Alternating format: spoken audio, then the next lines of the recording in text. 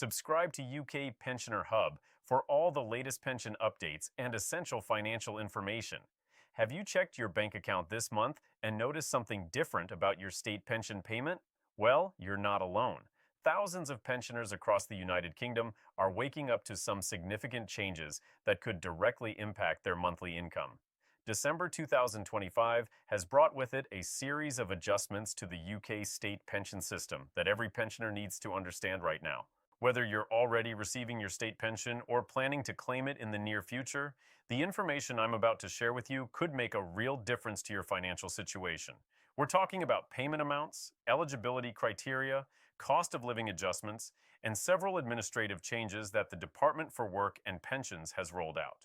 Some of these changes might put more money in your pocket, while others might require you to take action to avoid any disruptions to your payments. So grab a cup of tea, get comfortable, and let me walk you through everything you need to know about these December 2025 state pension changes. Trust me, you'll want to stay until the end because I'll also be sharing some practical tips on how to maximize your pension income and avoid common pitfalls that could cost you money. Let's start with the most important update that's affecting everyone receiving the state pension right now. The December payment schedule has undergone some adjustments due to the Christmas and New Year bank holidays. If you normally receive your pension on a Monday or Tuesday during the final week of December, your payment date has been moved forward. The government has ensured that no pensioner will be left without their funds over the holiday period, which is certainly welcome news. However, it's crucial that you check your specific payment date because early payments mean you'll need to budget carefully to make your money last until the next scheduled payment in January. Now, the big news that everyone's been talking about is the annual uprating that traditionally takes effect in April. However, December 2025 has seen some preliminary announcements that are giving us a clearer picture of what to expect. The government has confirmed that the triple lock guarantee remains in place, which means your state pension will increase by the highest of three measures: average earnings growth, inflation as measured by the Consumer Price Index, or 2.5%. Based on the latest economic data, it's looking like average earnings growth is leading the pack, which could mean a substantial increase for pensioners come April 2026. For those of you receiving the full new state pension, you're currently getting around £221.20 per week. With the projected increase, we could be looking at weekly payments rising to approximately £237. That's an extra £15.80 per week, which works out to more than £800 extra per year. For couples where both partners receive the full state pension, we're talking about an additional £1,600 annually. That's not pocket change, and it could make a real difference when it comes to heating bills, groceries, and general living expenses. However, and this is important, not everyone will receive the full amount.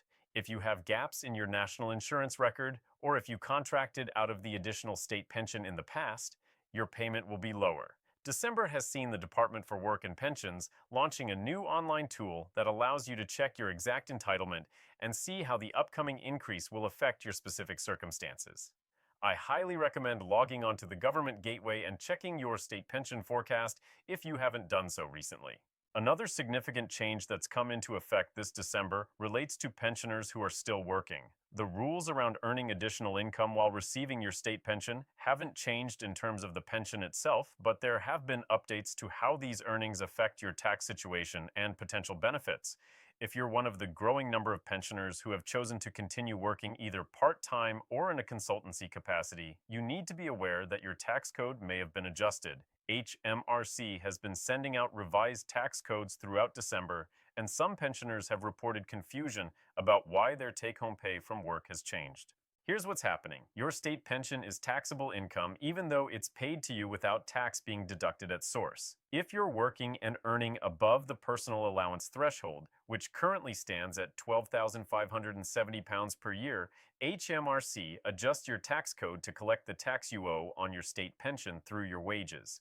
With the anticipated increase in state pension amounts, HMRC has been proactively adjusting tax codes to ensure you don't end up with a large tax bill at the end of the year. While this is actually helpful in the long run, it can come as a surprise if you're not expecting it.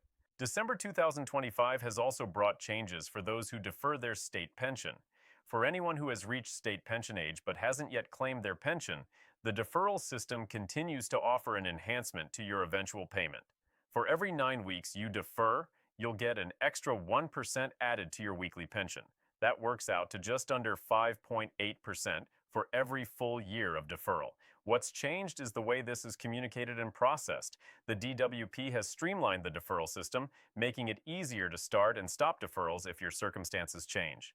This flexibility is particularly useful for people who are still working and want to strategically time their pension claim to minimize tax implications. For pensioners living abroad, December has brought some important clarifications about payment arrangements post-Brexit. If you're a UK pensioner living in the European Economic Area or Switzerland, your pension will continue to receive the annual increases. However, if you're living in countries outside these agreements, your pension will remain frozen at the rate it was when you left the UK or when you first claimed it, whichever is later. This has been a contentious issue for years, and unfortunately, December's announcements confirmed that no changes to this policy are planned for the immediate future. If you're considering retiring abroad, this is something you absolutely must factor into your financial planning. The winter fuel payment has also seen changes that coincide with December's cold weather.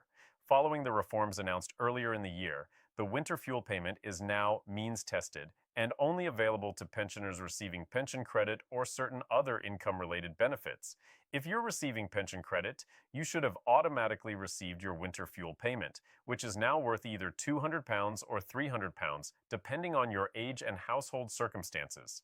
However, December has seen reports of some eligible pensioners not receiving their payment due to administrative errors. If you believe you should have received a winter fuel payment but haven't, you need to contact the Winter Fuel Payment Center immediately to rectify the situation. Speaking of pension credit, December has seen a major push from the government to encourage eligible pensioners to claim this vital benefit. It's estimated that hundreds of thousands of pensioners are missing out on pension credit simply because they haven't applied.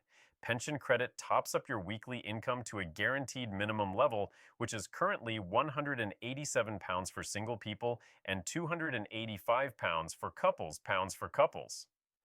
Beyond the direct financial benefit, claiming pension credit unlocks access to other support, including help with housing costs, council tax reduction, free TV licenses for those over 75, and now the winter fuel payment. The application process has been simplified this December, with extended phone support hours and a new streamlined online application system. For widows, widowers, and surviving civil partners, December has brought clarity on how inherited state pension rights work under the new system. If your spouse or civil partner passed away and they reached state pension age before April 2016, you may be able to inherit a portion of their additional state pension. The rules are complex and depend on various factors, including when you were both born, when you got married, and your own national insurance record. The DWP has published updated guidance this December that explains these rules more clearly, and they're encouraging anyone in this situation to request a state pension statement to see exactly what they're entitled to. Now let's talk about something that doesn't get discussed enough: the National Insurance Credit System. Even though you've reached state pension age and are no longer required to pay national insurance, there are situations where you might still need national insurance credits to protect future entitlements or to help you qualify for certain benefits. December 2025 has seen updates to how these credits are applied, particularly for pensioners who take on caring responsibilities for grandchildren or who care for sick or disabled adults. If this applies to your situation, make sure you're claiming the appropriate credits because they could benefit your spouse or partner's eventual state pension entitlement. What should you do right now to make sure you're getting everything you're entitled to? First, check your bank account to confirm your December pension payment has arrived and note any changes to the payment date. Second, log on to the government website and check your state pension forecast to see how the upcoming April increase will affect you personally. Third, if you think you might be eligible for pension credit, apply now because it can be backdated up to 3 months. Fourth, if you're still working, check your tax code to make sure it's correct and that you won't face any unexpected tax bills. Fifth, make sure your contact details are up to date with the DWP because they'll be sending out important information about the April rate increase in the coming months. Looking ahead to the next few months, we can expect more detailed announcements in January about the exact figures for the April uprating. The government typically confirms the precise amounts by February, giving pensioners time to adjust their budgets accordingly. We'll also likely see more information about any additional cost of living support that might be available for the 2026 to 2027 financial year. The December 2025 changes to the UK state pension system represent both opportunities and responsibilities for pensioners. While the continued application of the triple lock is genuinely good news and will provide meaningful increases to pension income, it's vital that you understand how these changes affect your personal situation. Every pensioner's circumstances are unique, and what benefits one person might not apply to another. Remember, knowledge is power when it comes to your financial well-being. Stay informed, ask questions when you're unsure, and don't hesitate to seek help from the DWP or from independent advice services if you need clarification on any aspect of your state pension. These are your hard-earned benefits, the result of decades of national insurance contributions, and you deserve to receive every penny you're entitled to. If you found this information helpful, please subscribe to UK Pensioner Hub and hit that notification bell so you never miss an update on pensions, benefits, and financial news for UK pensioners. Share this video with friends and family who might benefit from this information, and leave a comment below if you have questions about your state pension situation. Together, we can make sure every UK pensioner gets the support and information they deserve. Thank you for watching UK Pensioner Hub.